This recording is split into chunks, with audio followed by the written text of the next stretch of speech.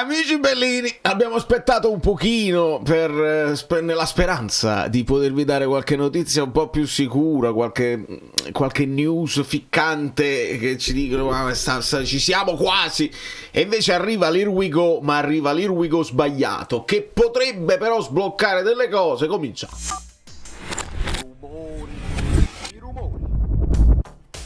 Allora, la speranza è questa, perché ci sta questa doppia visione. La prima che dice stiamo a posto così, quando mai, tanto gioca Spinazzola e stiamo tutti a posto, e l'altra invece che dice non andiamo a rischiare perché ci siamo talmente vicino a una situazione. Benvenuto Gini, benvenuti a tutti i nuovi iscritti, grazie per aver apprezzato insomma il video di analisi tattica, uno dei miei video più belli secondo me, perché c'erano tanti spunti, tante curiosità. Vi richiedo di lasciare un like, perché nella speranza, capito? La speranza che il like sblocca le cose, sono cose improbabili. Allora andiamo a vedere, perché arriva questo Here We Go che ovviamente sapete, il mercato è misterioso, può succedere sempre di tutto, però quando Fabrizio Romano si sbilancia il 90% delle volte, anche il 95% delle volte, le cose avvengono. E quindi Patrick Dorgu al Manchester United. Here we go, verbal agreement in place, cioè hanno l'accordo verbale, i documenti si devono controllare nelle prossime 24 ore, 30 milioni, quindi non 40, 45 come si diceva, impossibile, eccetera, 30 milioni, più 5 milioni di bonus non garantiti, anche perché chissà insomma che campionato farà il Manchester. Dobbiamo ragionare assai sul Manchester, perché molti, ok, si è rovinato la carriera anche Dorgu, arriviamo a capire. Contratto lungo, si sono messi d'accordo giorni fa col giocatore, e questo è il primo acquisto dell'era Amorim, che poi ho scoperto che ha fatto da poco 40 anni, più giovane di me Amorim. E lui dice no, io ne ho fatti 50 perché questi mesi a Manchester United mi hanno fatto invecchiare velocemente. La prima riflessione è il Manchester United può fare stagioni e stagioni consecutive di delusioni, di obiettivi sfumati, di giocatori, di allenatori bruciati, di giocatori che non funzionano, di investimenti che poi vanno a morire. Restano sempre attrattivi, e questo ci dobbiamo ragionare su questa cosa qua, perché uno è lo slogan con cui arriva Conte, no? Voler essere poi sul lungo termine il Napoli una squadra attrattiva, un punto di arrivo, e così. Con certe squadre purtroppo non si può competere, e il Manchester United, nonostante gli ultimi anni non brillantissimi, resta una squadra attrattiva a livello internazionale, forse tra quelle imbattibili. C'è il Manchester United, c'è il Barcellona, c'è il Real Madrid, che hanno questa forza sulla carta di storia, di titoli anche vinti in passato, ma proprio anche di tifosi nel mondo che hanno. Il Manchester si aggiunge anche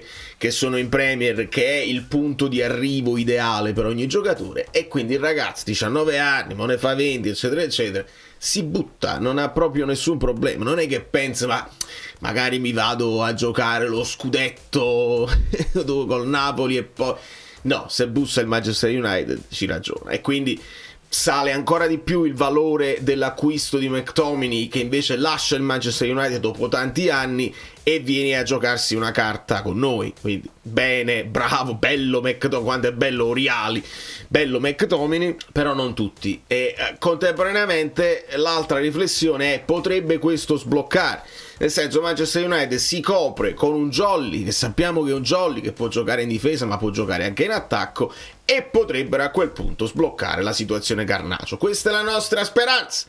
Ora da me volete che io vi dica è fatta, tutto questo è sicuro che ce lo sblocco? Non è detto assolutamente, perché sappiamo che il Chelsea, ogni volta che esce un nome c'è anche il Chelsea interessato a questo nome, e quindi l'obiettivo mio è quello del club.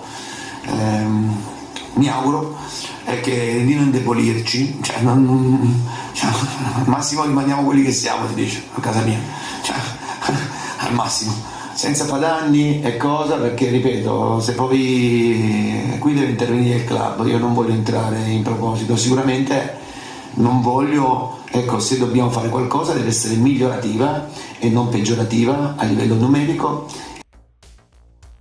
Garnaso-Chelsea è sempre una pista che rimane aperta, resta aperta la pista per il Napoli di Adeyemi, perché lo stesso Romano dice che ci sono stati questi fitti contatti. Però a differenza di Garnacio, dove a quanto pare il problema è più il costo del cartellino che non convincere il ragazzo, che da quello che ci hanno detto il ragazzo verrebbe a Napoli, e viceversa Adeyemi invece magari tu col Borussia un accordo l'hai trovato, ma è il ragazzo che non è convinto di mollare a metà stagione, quindi giocarsi lo scudetto col Napoli così non è abbastanza per Adeyemi per mollare tutto, fare le valigie e venire. Ora noi ci dobbiamo fare aiutare, ci sono altri nomi che si stanno facendo perché la questione Rafa Marin resta in piedi. Ci hanno detto di visite mediche fatte con Villarreal, però il Napoli ci hanno detto anche, perché ci dicono un po' di tutto, che il Napoli ha bloccato perché se non abbiamo poi il sostituto, che si fa? Va bene essere ottimisti,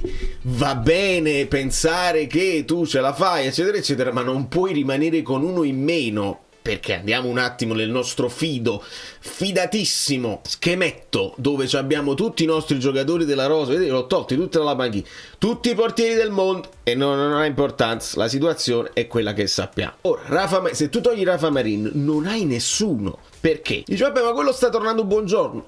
Certamente sta tornando buongiorno.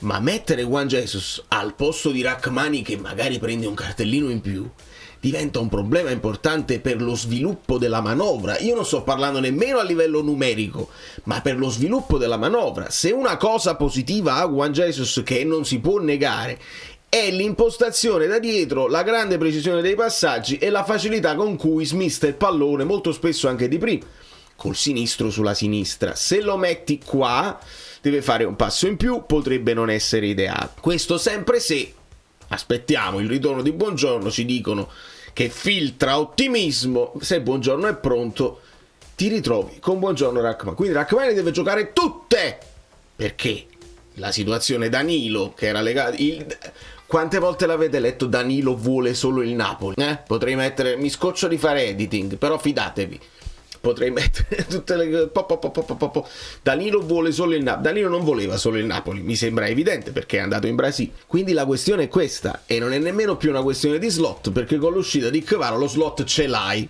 Olivera infortunato, teniamo presente che è un infortunio lungo, quindi ad oggi non ce l'ha, deve giocare Spinazzola qua, quindi non ce l'hai lo Spinazzola che può fare il vice Neres. In questo momento il vice Neres è Mazzocchi, capiamoci, e se stai in una partita che tu hai già recuperato, benissimo, Mazzocchi entra e fa la lotta con Simeone e va benissimo.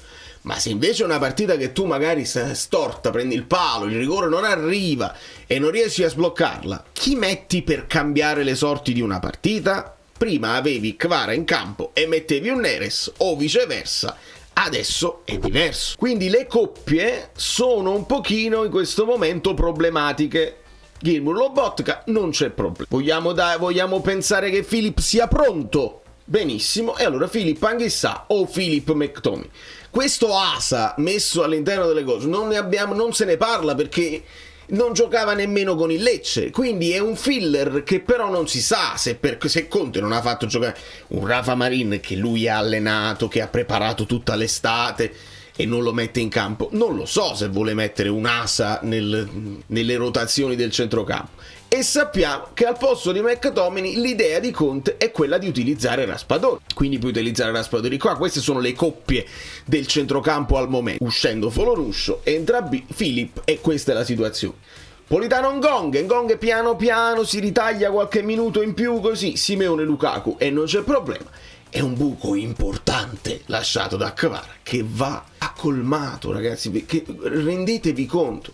Io capisco tutto, le partite sono poche, eccetera eccetera, ma il Napoli può anche fare dei discorsi come faceva in passato, di prendere dei giocatori che poi sono anche futuribili. Non è che poi li devi utilizzare per 6 mesi, il prestito secco, e poi hai buttato solo i soldi. No, prima di tutto non butti niente. Se invece lo compri, te lo ritrovi già per la prossima stagione, e magari hai facilitato l'inserimento di un giocatore nuovo, si mette nel bilancio di prima e non nel bilancio di dopo, quindi potresti sfruttare questa situazione. Secondo me questo è un po' anche la problematica, che nessuno tiene presente la questione dei bilanci e quando mettere a bilancio una spesa.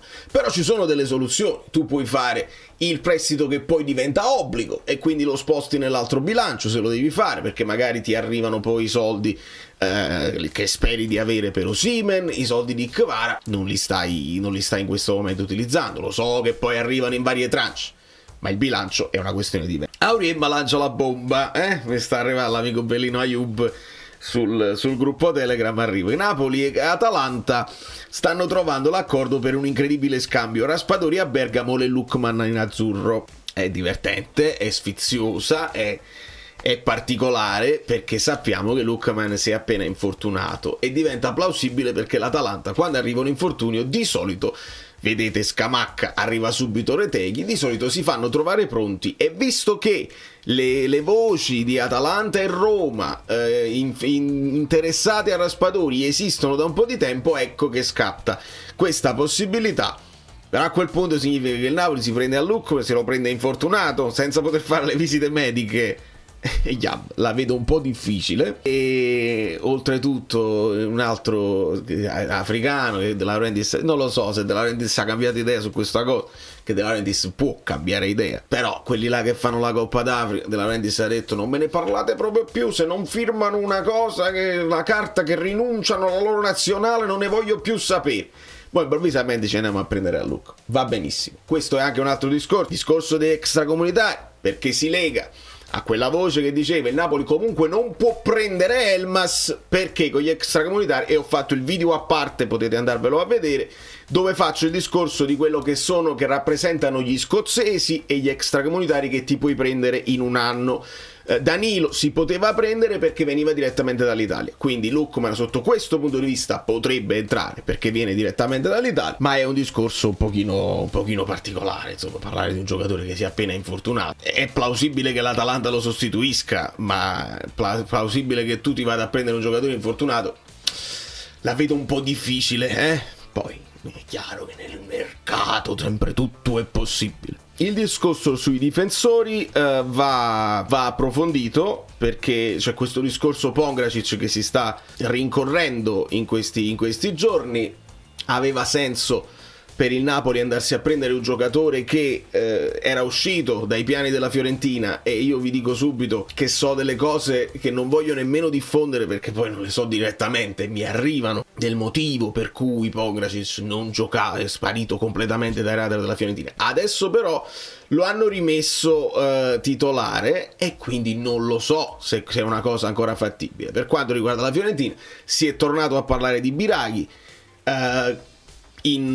Quando arriva l'infortunio di Oliveira si riparla di Biraghi, e quindi tu puoi pensare un Biraghi Spinazzola che si alternano sulla fascia, uno più avanti, uno più dietro, e quindi occupare quella casella lasciata da Kvara con un terzino che diventa terzino e sposti Spinazzola più avanti. Sì, la situazione di Lookman mi sta arrivando in privato da un po' di gente e non lo so, io non voglio nemmeno fare il tipo che... No, io unisco i puntini, mi sembra non possibile. Poi se arriva è figo, bravo, e facciamo i complimenti. Nel frattempo io mi faccio una risata, onestamente. Insomma, tra i nomi fatti, faccio un recap proprio velocissimo, almeno solo tra quelli lasciate un like, non vi preoccupate, lasciate i nomi fatti solamente per gennaio. Abbiamo fatto il nome di Pellegrini, i capitani, ve lo ricordate? Danilo, Pellegrini, Biraghi, i 3 capitani che voleva pigliare il Napoli. Poi si è fatto anche il nome di Zaccagni, che non ci fa, se vogliamo il capitano della Roma, perché non volere anche il capitano della Lazio? Pellegrini. Poi si è parlato anche di Cristante ultimamente, perché Cristante può fare il doppio ruolo, quindi te lo puoi giocare a centrocampo come te lo puoi giocare in difesa in caso di emergenza. Zegrov, ovviamente, dove sono finite le notizie su Zegrov? Garnacho, ovviamente. Danilo, che è andato. Chiesa, si è fatto il nome di Chiesa in continuazione. Jeremai, non se ne parla più.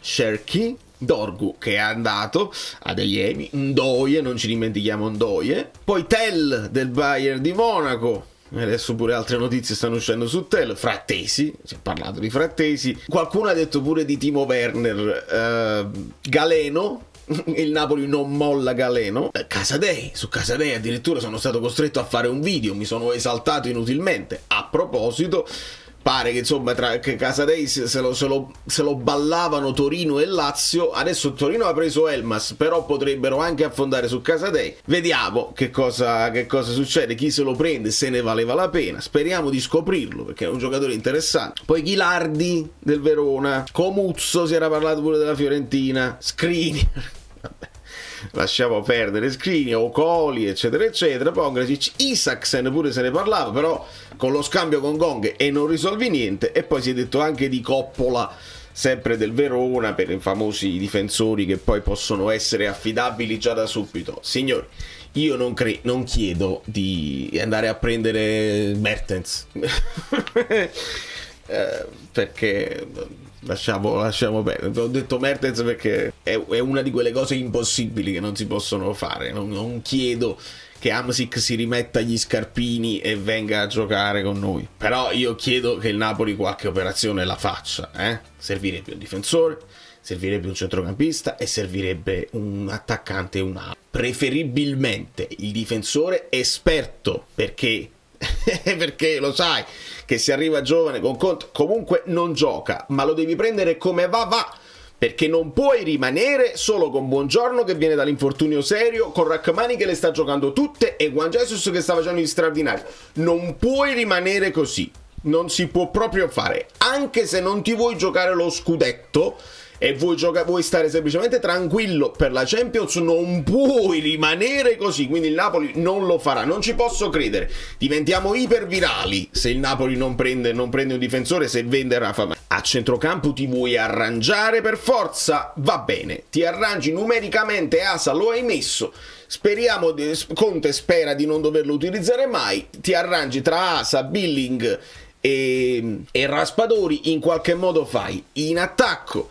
Te la stai giocando senza sostituto di Kvara, quindi senza sostituto di Neres, puntando su Politano, su Ngong, speriamo bene, e così, anche se io non riesco a essere a pensarla come qualcuno che dice non c'è bisogno di toccare niente perché così stiamo bene e così stiamo vincendo. La vedo un brutto segnale.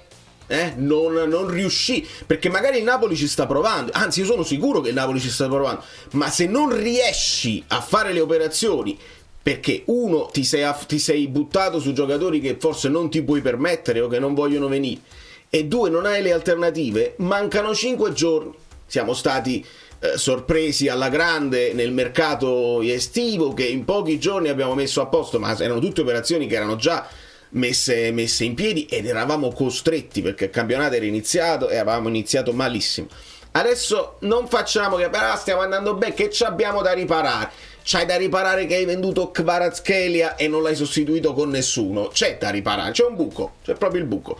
Quindi il Napoli deve farlo per forza. Non voglio fare il video catastrofico, il Napoli non si muove, eccetera, eccetera. Io spero che Dorgu sblocchi delle cose, si muovano delle cose. Non abbiamo potuto prenderlo noi, peccato. Guardiamo avanti e magari, sentite come ve lo dico, è capace che esce quel nome che perché quando il Napoli sta troppo tempo su un nome spesso non si fa, e invece può essere che esce il nome come è uscito Philip, che in un giorno Philip, Billing, pum, visite me, fate, è arrivato. Magari esce un nome che noi non stiamo proprio considerando e in 2 giorni prende e si fa, ma qualcuno deve arrivare per forza. Da New York, Valerio Fluido è tutto. Vi abbraccio e vi bacio, ricordate che c'è il canale Telegram in descrizione, c'è la chat permanente della live che verrà, e ringrazio tutti per il grandissimo supporto e ci vediamo domani, perché domani si sblocca qualcosa, lo sento, ne sono sicuro.